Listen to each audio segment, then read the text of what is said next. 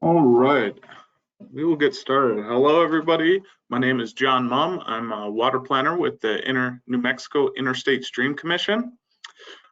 Today, the Interstate Stream Commission is presenting an in-depth webinar on the leap ahead analysis.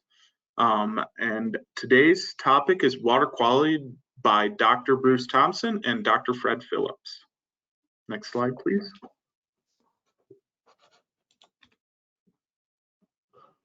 So at each webinar, we've been kind of going over these introduction slides, so I'll be kind of quick with it, but it's just a big picture overview of what the 50-year water plan is, the big picture of it, and just so in case you haven't been on any of the other webinars, it's a chance for you to see what we're doing.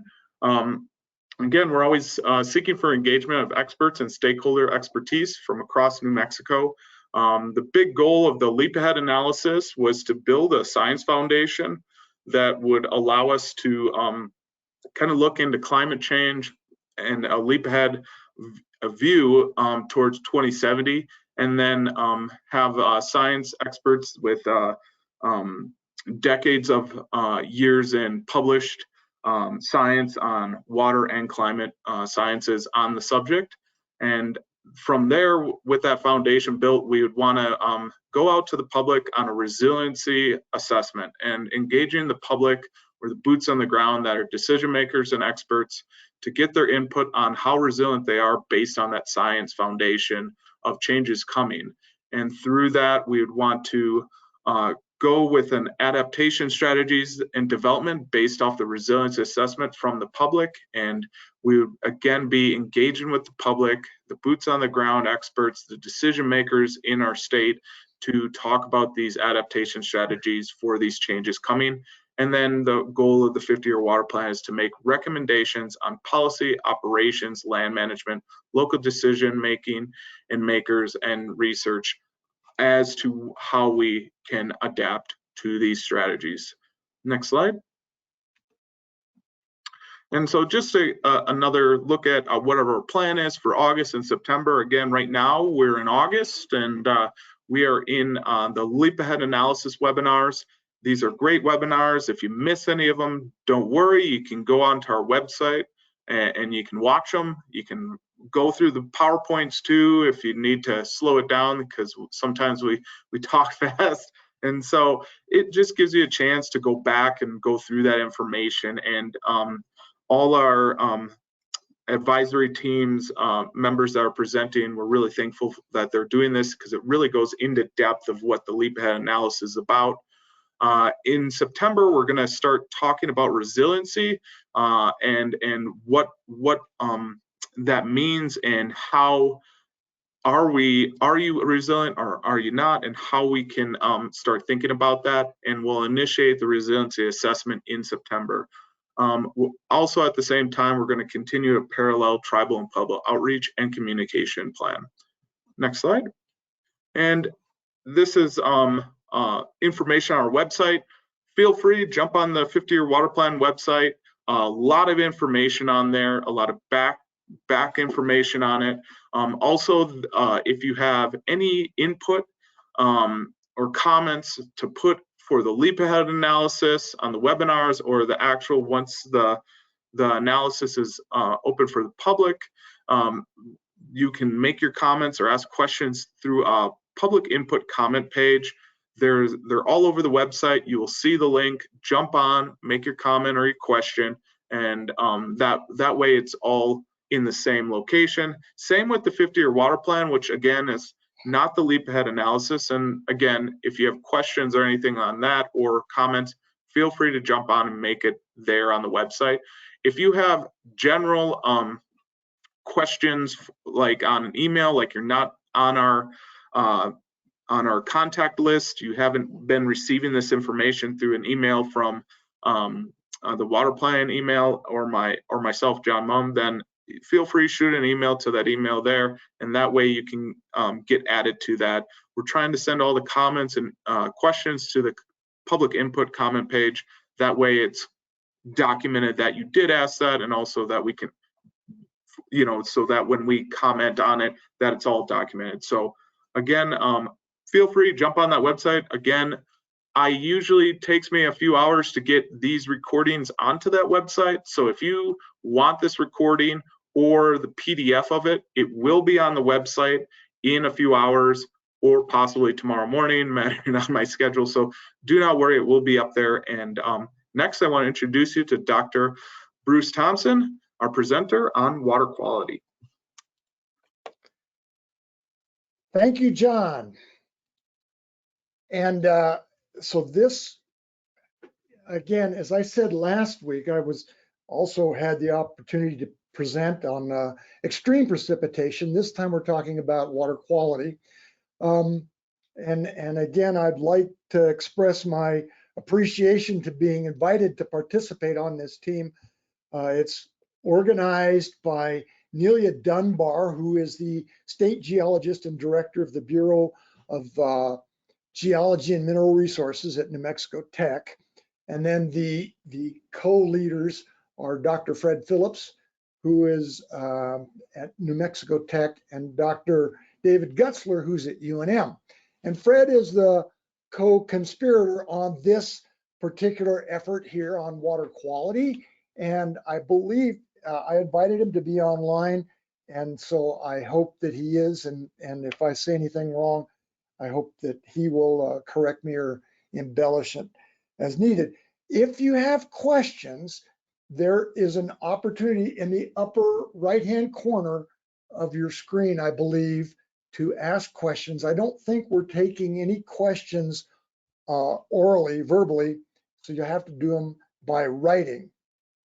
Let me give you just a little bit of background. I'm an environmental engineer. I've been at UNM since the late Pleistocene, about 11,000 years. And one of the areas in which I work is water quality and water chemistry.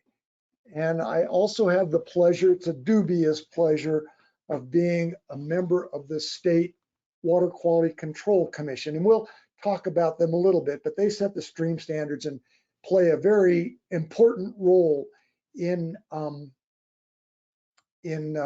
protecting our water resources. So here's the introduction, and this is stuff that's been presented before. It was presented by David Dubois. Dr. Dubois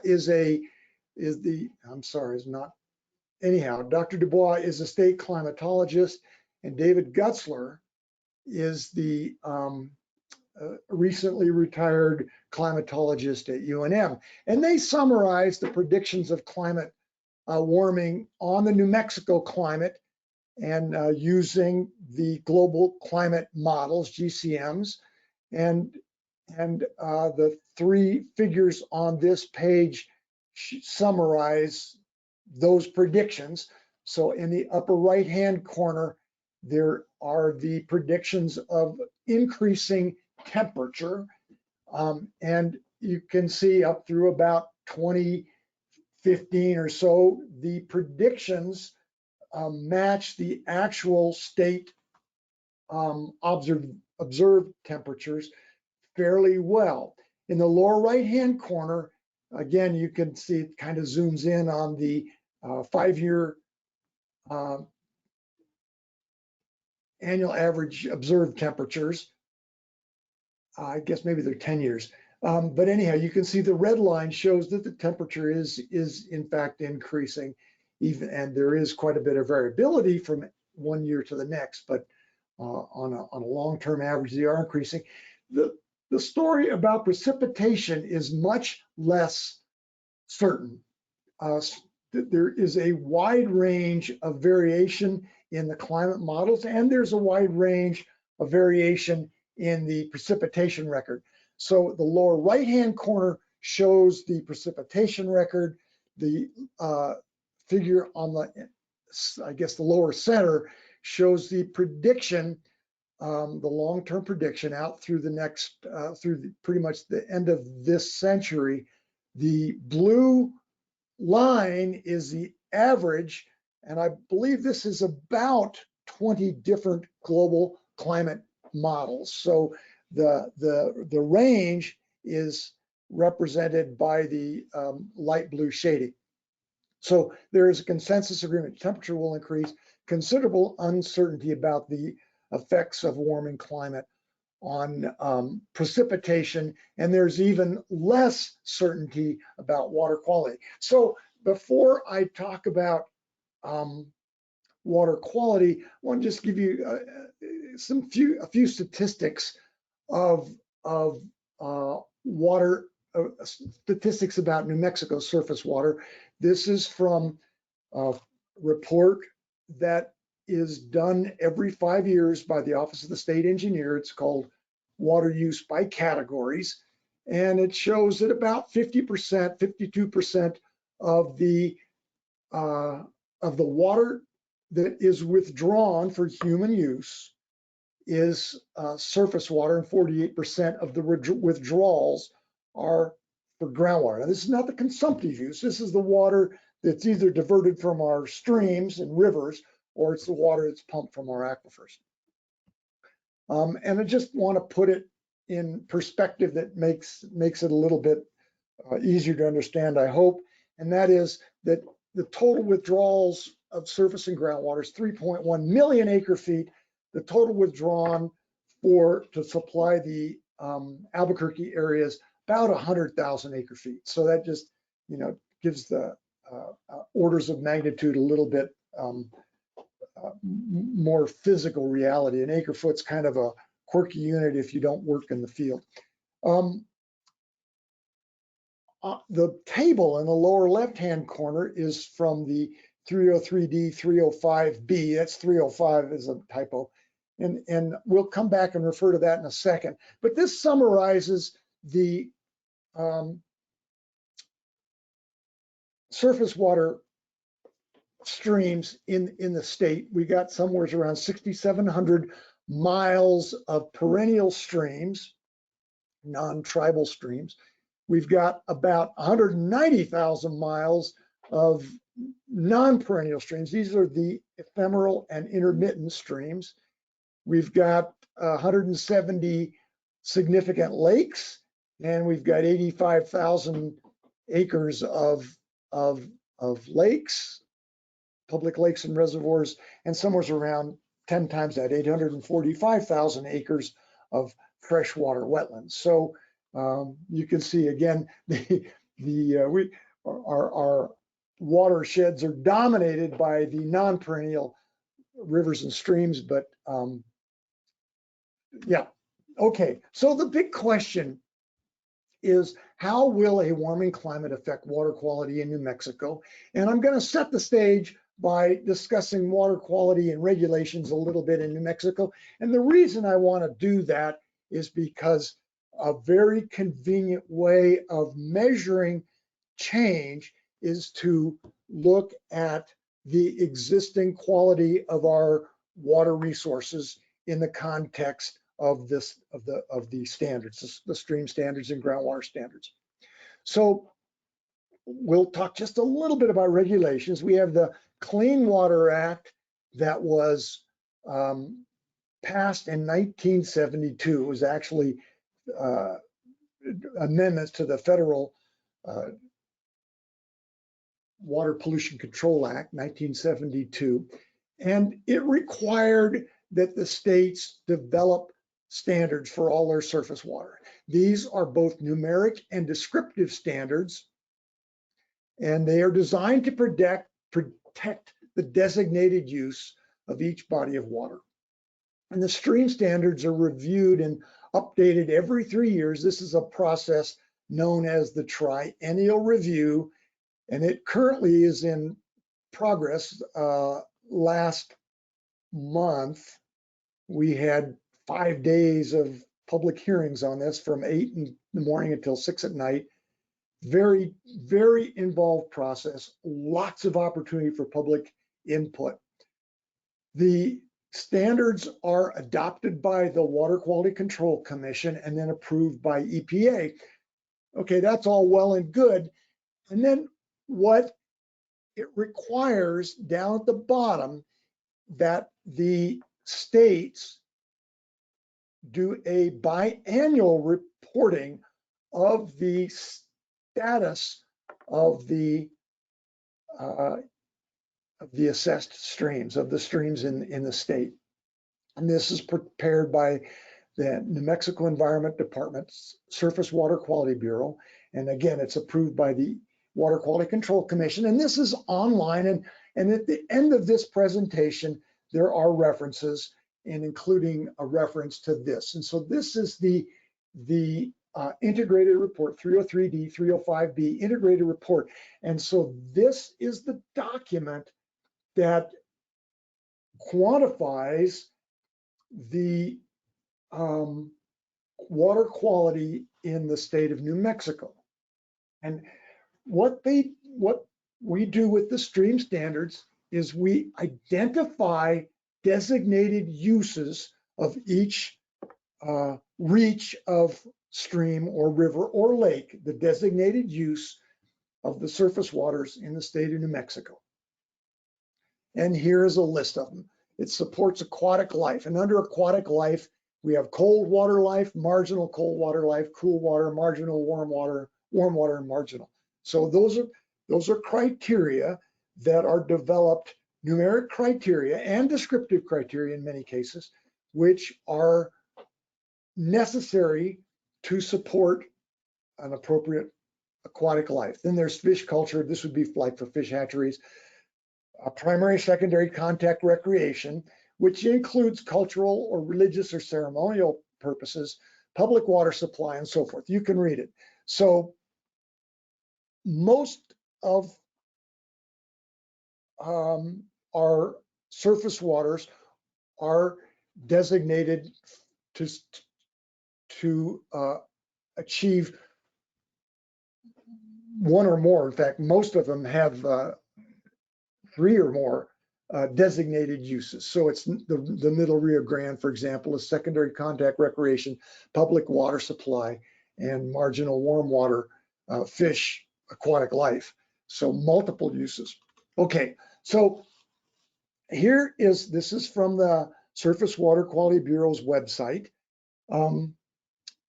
This map, and it's very cool. You can zoom in and see what you're looking at. It shows the perennial water courses in the state of New Mexico, and the red ones are the ones that are impaired. They are the ones that do not have sufficient water quality to protect one or more of the designated uses. And so you can see there's a lot of impairments. A lot of the stream reaches are impaired.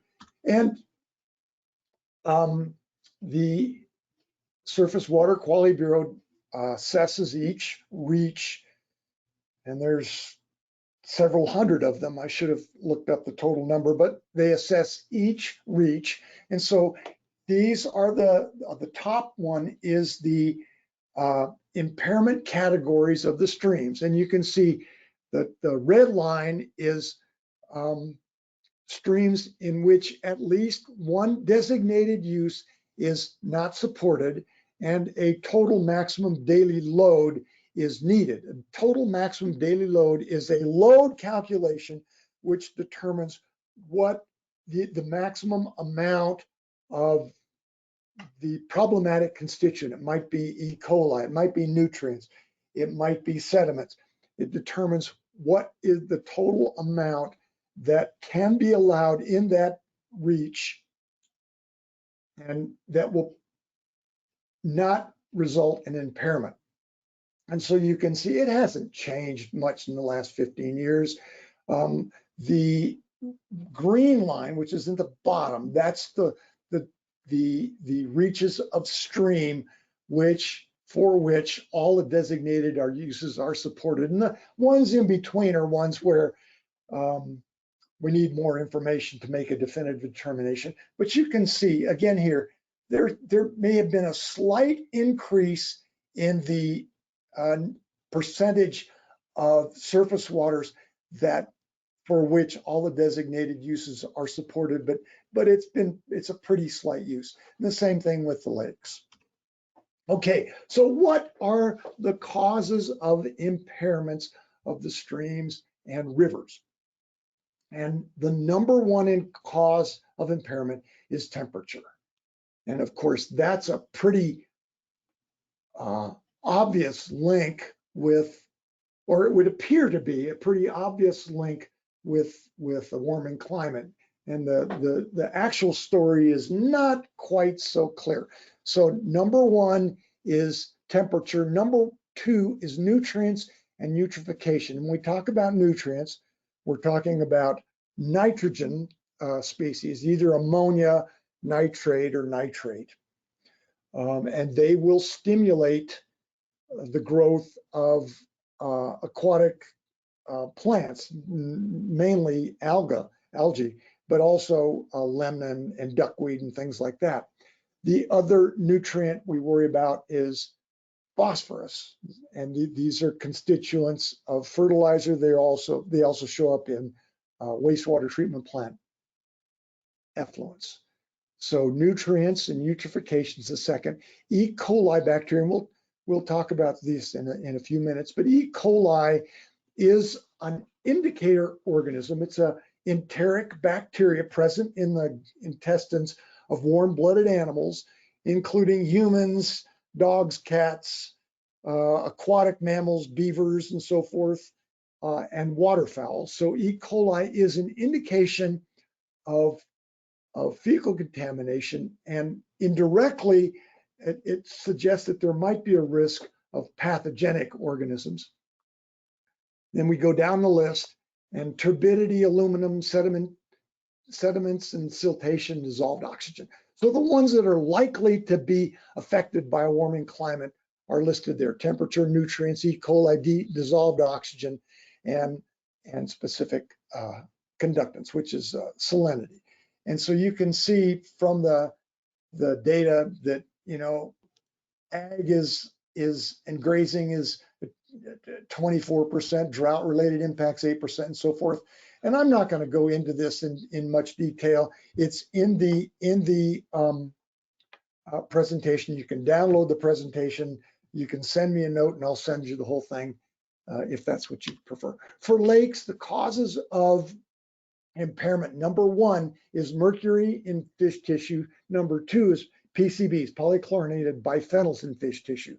So both of these are from human sources, but they're not linked to a warming climate. Certainly temperature is, nutrients and eutrophication are, but mercury, PCBs, DDT, they are not climate related. For arsenic, they're natural sources. I'm not aware of any significant discharge of arsenic-rich water.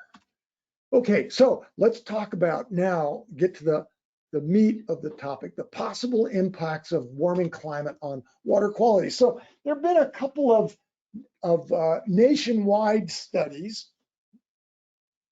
EPA did one in 2017, and they drew heavily on, in their report, they drew heavily on a group led by Fant et al.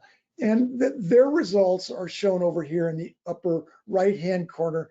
And they did two different water quality models, and they used a couple of different climate models. And for the climate models, they looked at two different scenarios: RCP 4.5, which is a climate model assuming there is some mitigation of greenhouse gases over the next 50 years, and RCP, I left out an R, RCP 8.5, which has higher greenhouse gas emissions. And so that's sort of the worst case scenario. And you can see, looking at the graph in the upper right-hand corner, they're expecting extreme temperatures to increase by, you know, anywhere from 2 to 7 to 9 degrees or more. And the models there's fairly good agreement between the Hawks model and the US Basin model, two different approaches to modeling water quality. Fairly good agreement on dissolved oxygen, particularly in the New Mexico Rocky Mountain region, that dissolved oxygen is going to diminish by somewhere in the 4 to to 8% range.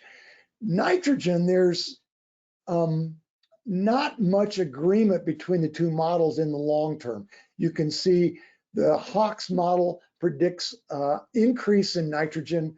The US Basins model predicts maybe actually a slight decrease, and the same thing with phosphorus. There's some inconsistency. The problem with, the problem with modeling, they're looking at a very, very coarse scale. It's both a coarse scale on the climate models, and it's a coarse scale on the water quality models. There is another paper that was done, and this is just a review of about 50 different modeling studies. And they looked at a modeling study by Johnson in 2015. And again, this is in the references if you want to look at it. And he's predicting a slight decrease in nitrogen. But this model only looks at 50 kilometers of the Rio Grande. So again, it's very uncertain. So let's look more closely. The number one problem in New Mexico for streams was temperature. And this table, this is from the water quality standards, said for cold water aquatic life, you want a maximum temperature of 23 degrees C, 73 degrees F.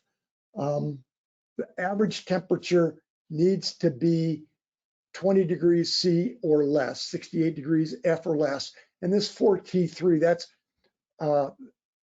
3 consecutive days where their average temperature over 4 hours is 20 degrees C or less.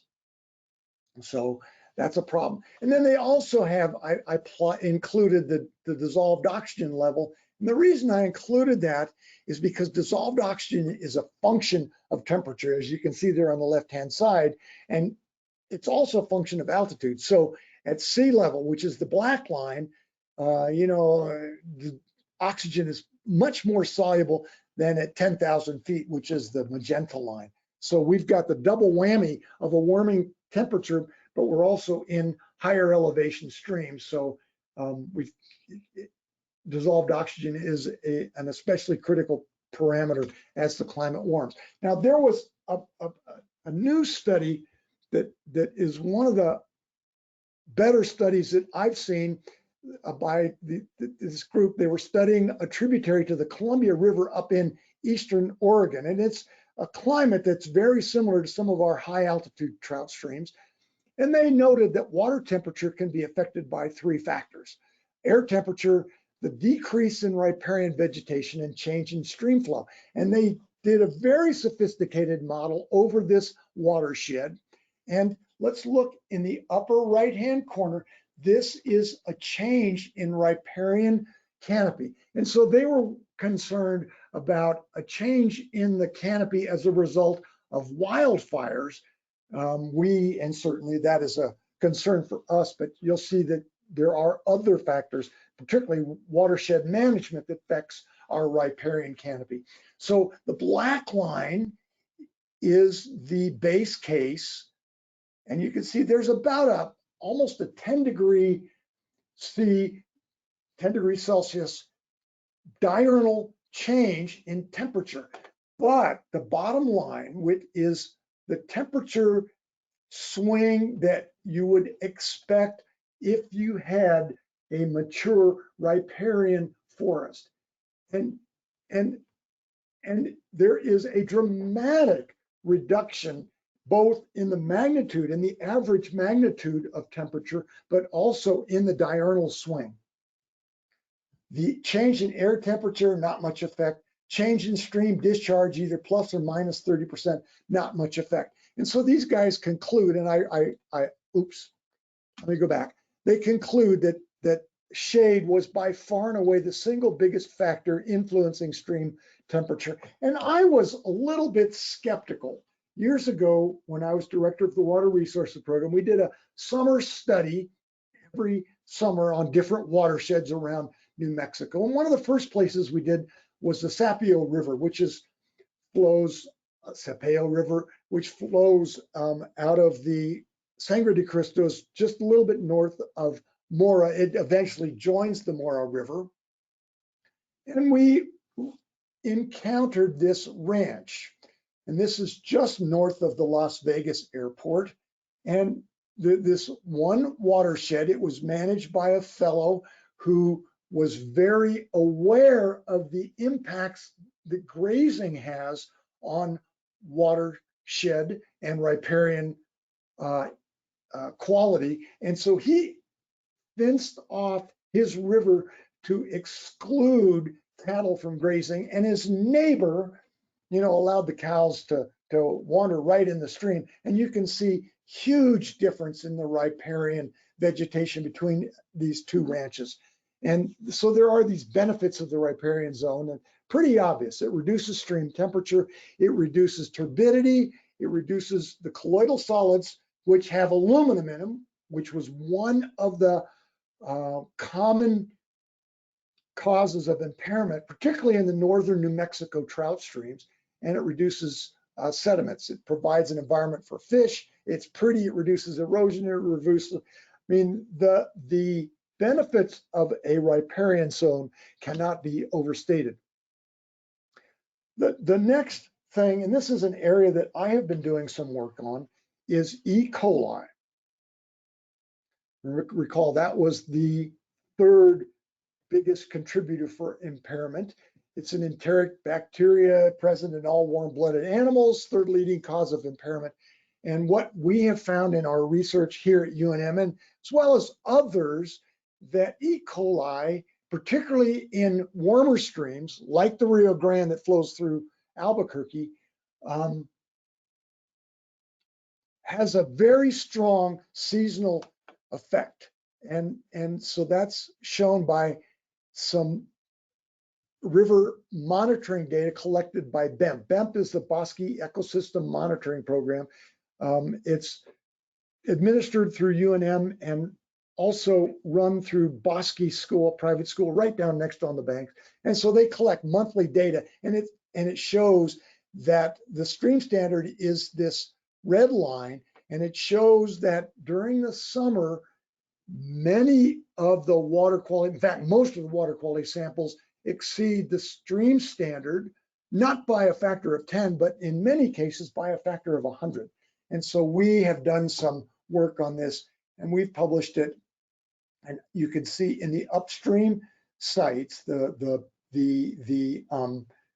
boxes and the downstream sites, which are the boxes and the diamonds, during the summer and fall, when the river is warmest, there is a very strong correlation between E. coli in the sediments and E. coli in the surface water.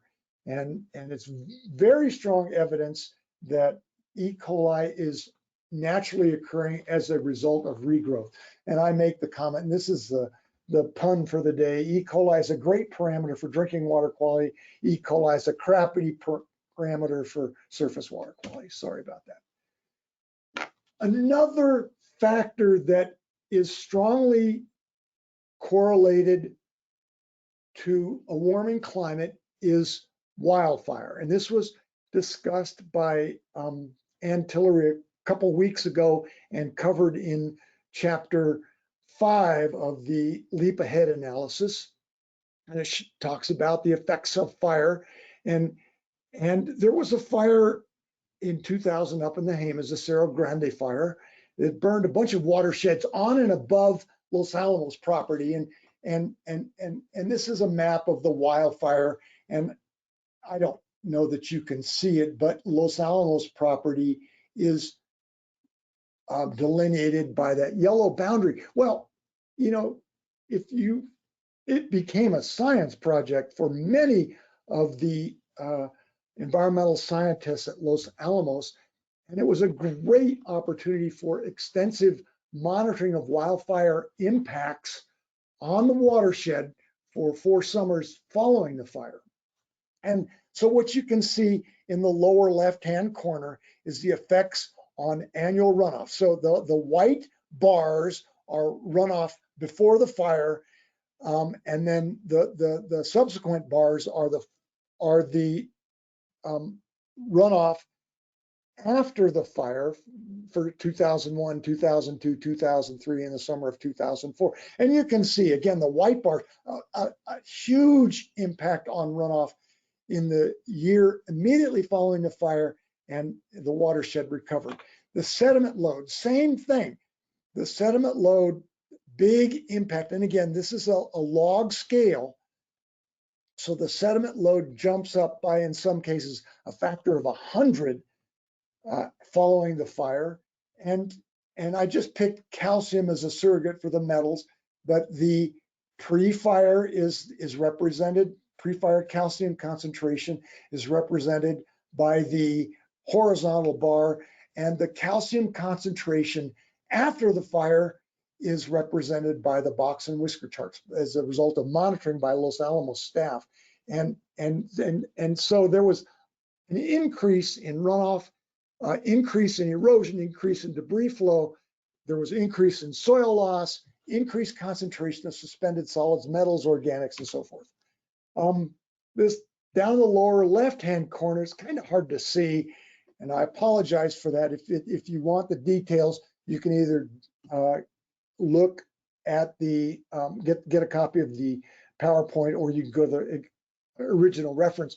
But the blue bars are the historic maximums, and then the little black error bars in each one show the post-fire impacts, and this is for just a suite of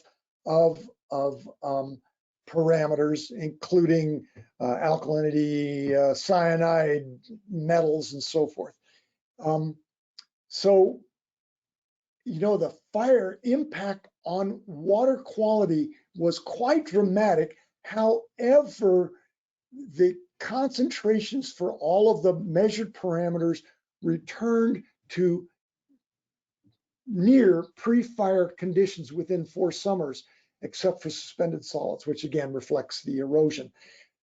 More recently, brand new paper came out, and this is by some researchers at UNM in civil engineering, and it was in a very prestigious journal, and they measured the delta D, delta dissolved oxygen, following the Los Conchas fire, which I believe was 2011, and they were able to detect a decrease in dissolved oxygen for almost 400 kilometers downstream from the fire. So it's, you know, it shows a very significant impact extending over a very long range. And of course, so there's the impact on aquatic organisms, fish and invertebrates and so forth, but there's also the impact on utilities which use the surface water, in this case the Rio Grande, as their source of supply. And in this case, the Los Conchas fire forced the Albuquerque Bernalillo County Water Utility Authority to stop using surface water for 2 months. Now, the Albuquerque area is fortunate because we've got 2 water sources. We've got groundwater and we've got surface water. So we had a backup.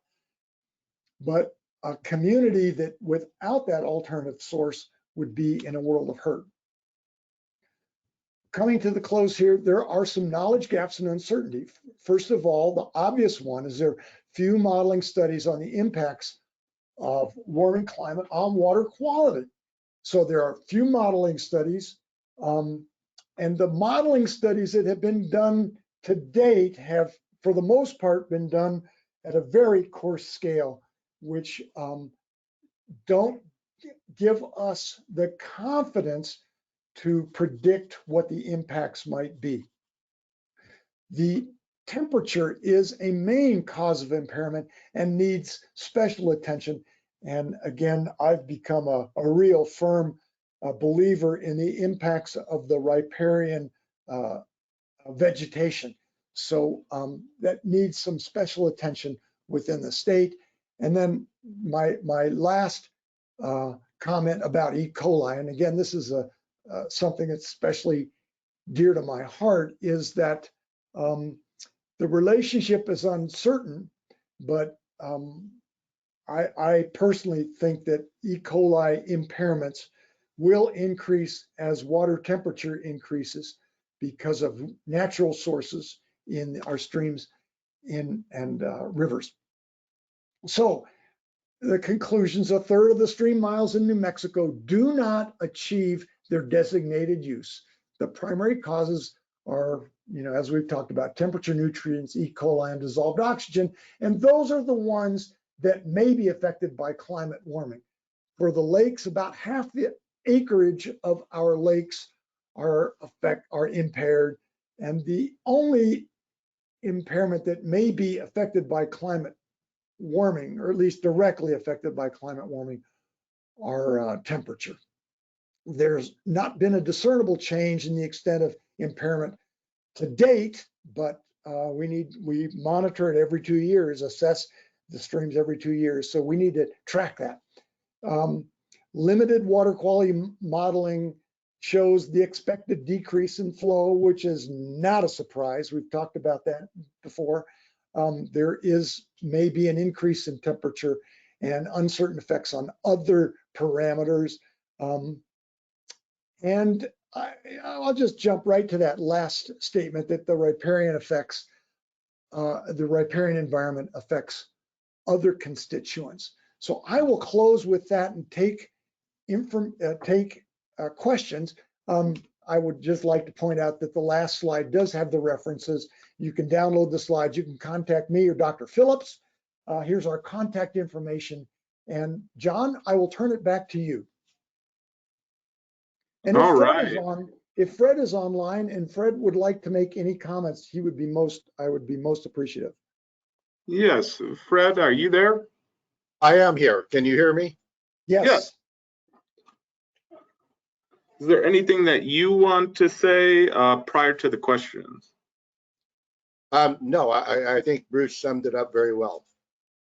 Excellent. I'll move on to the first question then. The first question is, are there tribal water standards that are lower standards than the New Mexico EPA water standards? Yes, and I have not looked at the tribal water standards in detail. I do know that the one that's most problematic is that the Isleta Pueblo, which is immediately downstream from the city of Albuquerque and downstream from the Albuquerque Southside Water Reclamation Plant, is a fairly stringent standard for arsenic, and that has caused some problems. They've also ceremonial use by many of the tribes and pueblos are more stringent than they are for the state of New Mexico. But that's a great question, and I apologize for not looking into that a little bit more detail. Thank you. The next question is, the Rio Hondo in Arroyo Hondo, New Mexico supports the Acequia Madre Diano. This acequia has, oh, sorry, the questions are moving already. Just a sec. This acequia has filamentaceous algae growing in it. Is this algae an indicator for nitrates? Yes. So there are a number, and that's this process called eutrophication, nutrients and eutrophication. Eutrophication is excessive growth of aquatic organisms, primarily alga, but eutrophication is the excessive growth of these organisms as a result of nutrients, and the nutrients of concern are nitrogen species, ammonia and nitrate, and phosphorus species, which is predominantly phosphate. So the presence of high concentrations of algae in a water are an indication of high concentrations of nutrients. Now, those nutrients could be due to a number of sources. They could be due to agricultural sources, over fertilizing fields. They could be due to wastewater discharges, either from a wastewater treatment plant or frequently in little communities like or watersheds like the undeveloped watersheds like the Rio Hondo. They could be due to leachates from septic tank leach fields, or very commonly the nutrients can be due to cattle and sheep and agricultural grazing close to, or actually in many cases in the stream. So if you've got a bunch of cows grazing in the stream, which we see in a lot of our wilderness areas, you go up to the Pecos wilderness, and during the summer, farmers will graze their cows in there. The cows will go stand in the water and then poop, and then now you got a big source of nitrogen and source of E. coli. So yes, a long answer to your question, but presence of algae can be an indicator of nutrient problems. Thank you. Hi, Bruce. Was groundwater quality looked at for potential effects from climate change? We did not look at it, and the two reasons. One is groundwater quality is not, with a few exceptions, in recharge zones, groundwater is not impacted much by a warming temperature.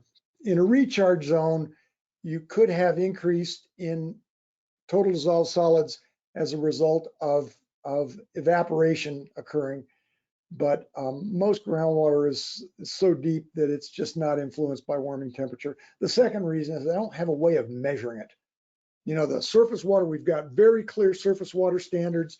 The state Surface Water Quality Bureau assesses the streams every 2 years. And so I've got a very convenient way of measuring, but with groundwater, we don't have that opportunity.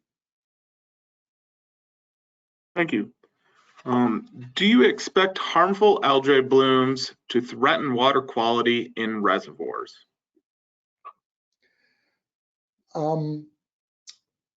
Yes. That is a concern. Although, let's see, that must have been about slide 3, more than that. So the impairments, I'm looking at it was slide 10. The impairments of reservoirs by nutrients is relatively small. It can happen, but it is not a major cause of impairment, not nearly as significant as mercury, PCBs, and temperature.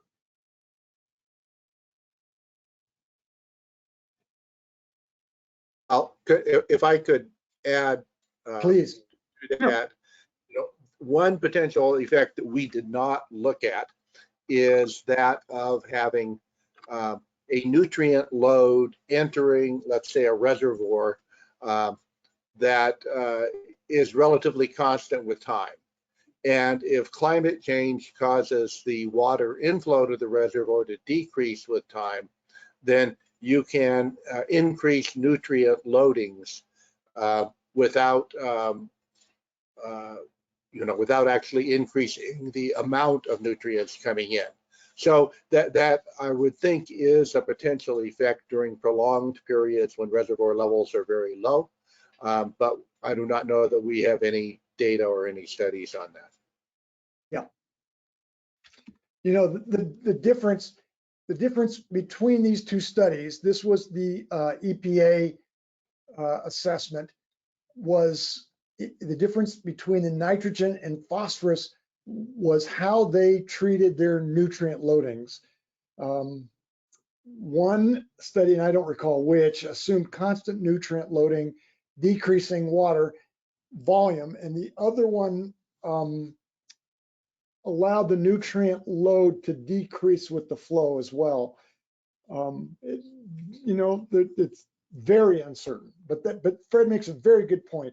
If we have the same loading, the same amount of fertilizer applied, the same number of cows, the same number of septic tanks, but the flow in the river is diminished because of a warming temperature, the concentrations will go up and we'll have increased algal growth.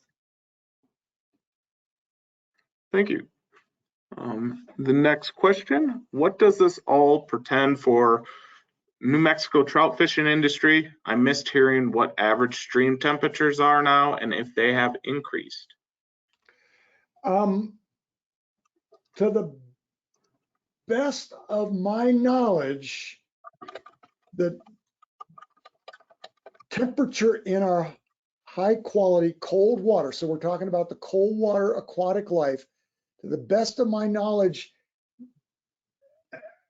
statewide, they have not increased.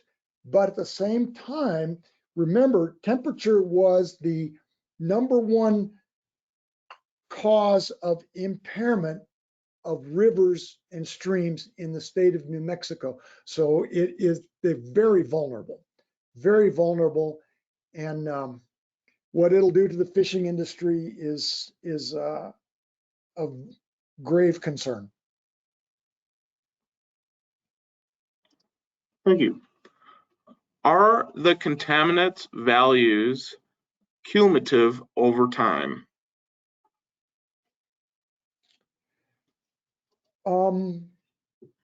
So if we go back and look at in the lakes, we look at mercury, PCB, and DDT, those can be cumulative.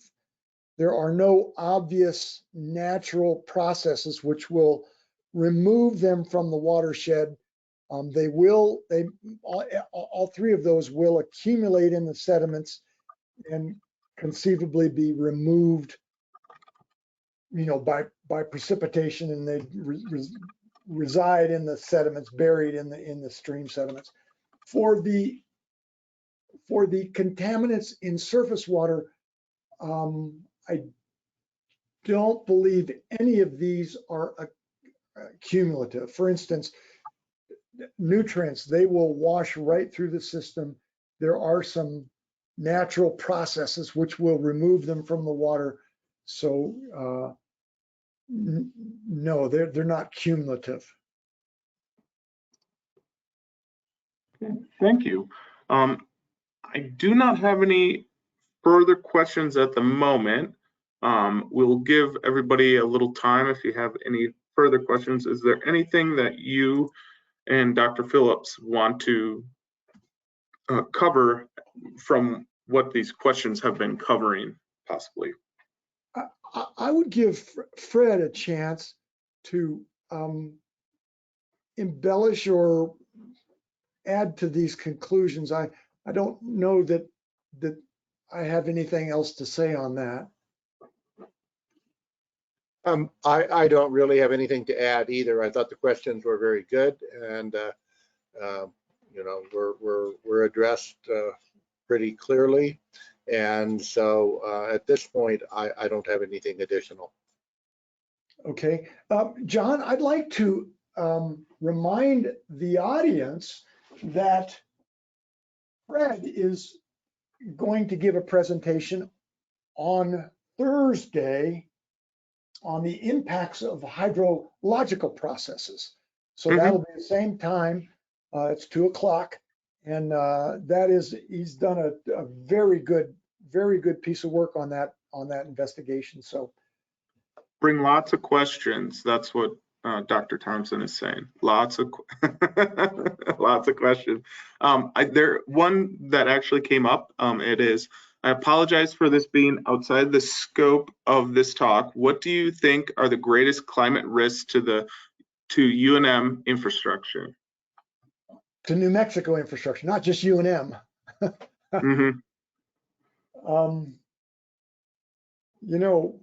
From my perspective, by far and away, the greatest threat is the diminished water supply as a result of warming temperature, which causes increased evaporation and evapotranspiration, and at the same time, a longer growing season.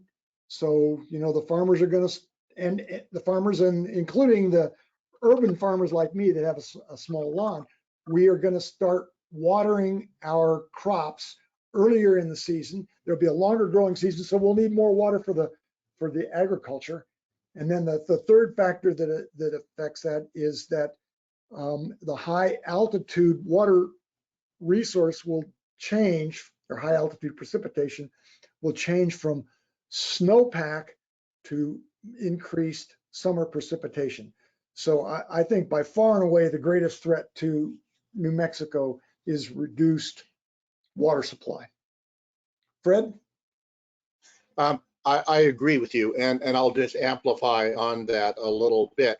Specifically in terms of infrastructure, probably the most important infrastructure we have on a large scale for water resources are our dams, and specifically Elephant Butte Dam, which is impounds a very large volume of water when the lake is full.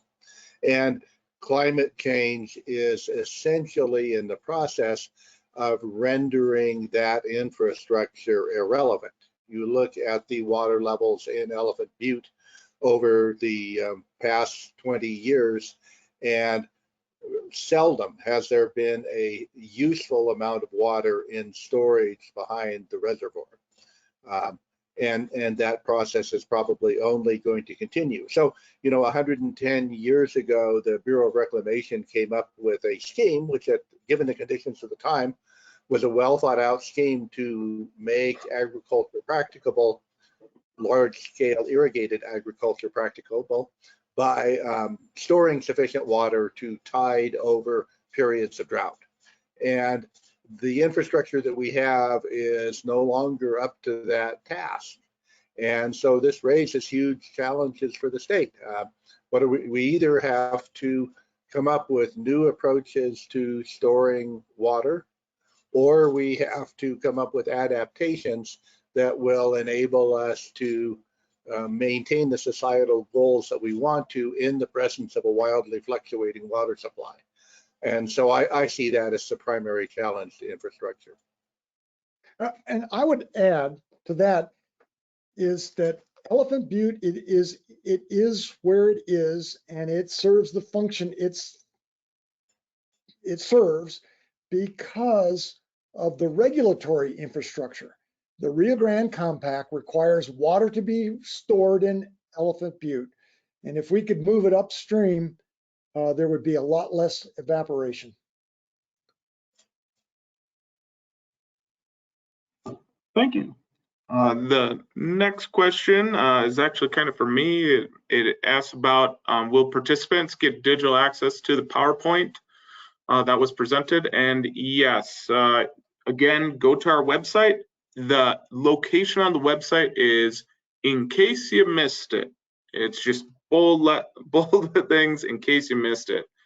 So feel free to go on there. I know it should be located there.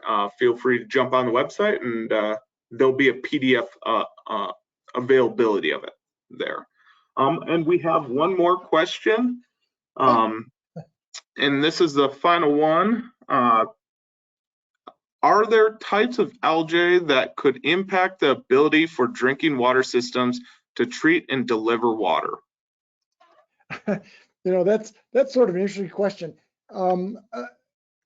Virtually any water treatment plant will completely remove algae. That's just not a problem from a treatment perspective. However, there are certain types of algae that introduce taste problems. And so that becomes an issue. We don't really treat our water for taste usually. Now, the Albuquerque the San Juan Chama drinking water treatment plant and the Buckman direct diversion treatment plant have processes that will remove taste constituents. They're not hazardous, they just taste bad.